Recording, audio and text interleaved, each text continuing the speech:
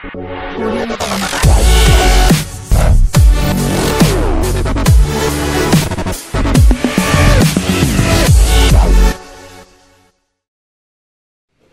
problema, que cuando llegabas a Murcia te decían, este es de los chicos de Madrid.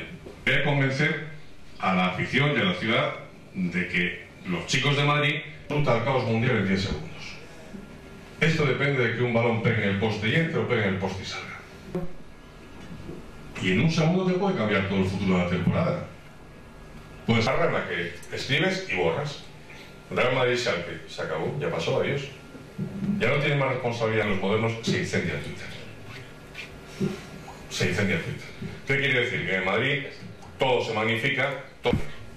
Es decir, tiene mucho más eco, tiene mucha más dimensión social, dimensión planetaria. Con una web que de repente nos dijeron que tenía 4 millones de seguidores al día.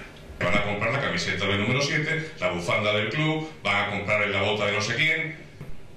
Y las redes sociales forman parte de esa comunicación. Cuando trabajé en la Federación de Fútbol me dieron ¿qué es una web? Pues mira, una web es como un periódico, pero en internet. Es como una radio, pero en internet. Ya no existen. Yo hace años que no digo nunca prensa, radio y televisión. Institucional, que es la red, y otra para la selección española de fútbol, que es el fútbol. Bueno, estamos en 1,5 millones. Es verdad que tenemos la selección campeona del mundo, eso te da 170 Fábregas con otro de Villa que le contesta a Silva a Piqué.